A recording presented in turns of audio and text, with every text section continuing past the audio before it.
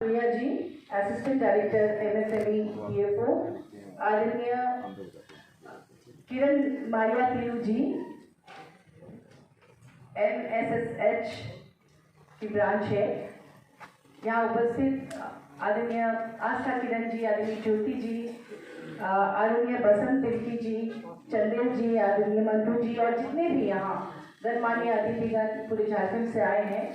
आप सबों का और मीडिया के बंधुओं का मेरी तरफ से आप सबको जोहार, नमस्कार और नववर्ष की ढेर सारी बधाई और शुभकामनाएं। आज मुझे व्यक्तिगत रूप से बहुत खुशी हो रही है यह जानकर कि आपके कारण यहाँ जिस तरह से रोजगार झारखंड के लोगों को मिलने वाला है, न सिर्फ लोकल मार्केट बल्कि नेशनल और इंटरनेशनल मार्केट तक लोग पहुंच सकते हैं यहाँ के उद्यमी। एक्चुअली विमेन कमीशन में जब मैं काम कर रही थी उस दौरान जो सबसे बड़ी समस्या जो कि पूरे देश भर के लिए झारखंड बदनाम था उस समय, ट्रैफिकिंग की समस्या, उसमें जो यहाँ से महिलाओं की और बच्चों की तस्करी दूसरे राज्यों में की जाती थी और वहाँ ले जाकर उनका मानसिक, आर्थिक, शारीरिक शोषण होता था, ये सब कुछ रोजगार की कमी की वजह से होता था। हमारा राज्य इतना समृद्ध है प्राकृतिक रूप से, लेकिन दुर्भाग्य ये है कि यहाँ के लोग उतने ही गरीब और उतने ही पिछड़े हुए। उस दिन माननीय मुख्यमंत्री जी ने भी कहा कि हमें आश्चर्य होता है कि हम सबसे समृद्ध राज्य को देश में सबसे पिछड़ा राज्य क्यों कहा जाता है, और ये एक चैलेंज के रूप में उन्होंने भी लिया है कि कैसे इस राज्य को हमारे देश का सबसे समृद्ध राज्य बनाया जाए। और उसमें आज का जो आपका प्रयास है वो अत्यंत सराहनीय है,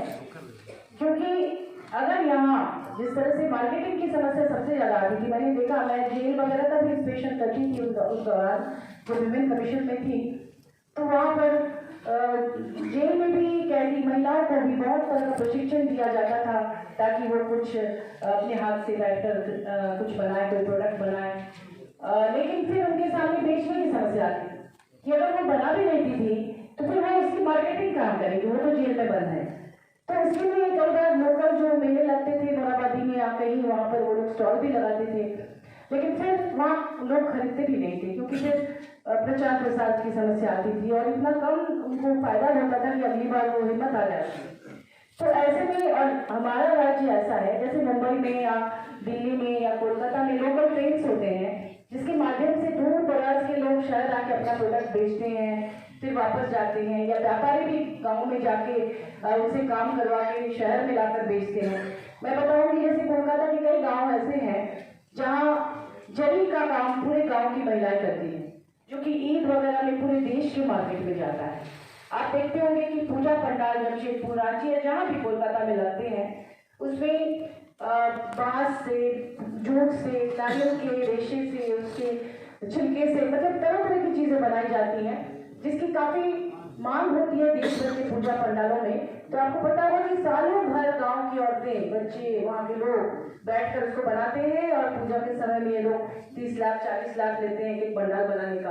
तो उनका इनकम होता है। लेकिन हमारे राज्य में इस तरह की कोई व्यवस्था इसलिए भी नहीं है क्योंकि यहाँ लोकल ट्रेन्स नहीं है, या दुर्गम जंगली इलाके हैं जो सुरक्षित नहीं है, या आने जाने के संसाधन या साधन नहीं है, क्योंकि अगर आपको यहाँ से खूंटी या गुंडा जाना हो रात को किसी महिला को, तो वो डरेगी कि हम कैसे जाए 6 बजे के बाद। तो इसके कारण वो आकर शहर से वापस नहीं जा सकती है, उन्हें अपने घर में रहकर ही काम करना है। और वहाँ गाँव में इस तरह की चीज़ों की काफ़ी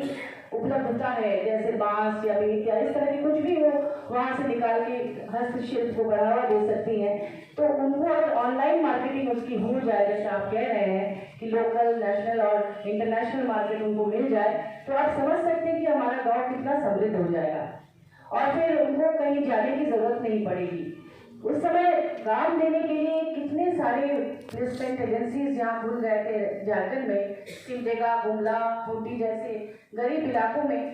आपको पता होगा कि पन्ना लाल नाम का एक ट्रैफिकर था जो 15,000 लड़कियों की तस्करी कर चुका था, वो जेल में है इस वक्त। तो इसके पीछे की वजह बेरोजगारी है और जो भी वो प्रोडक्ट बना रहे हैं उसको बेच ना पाने की समस्या है।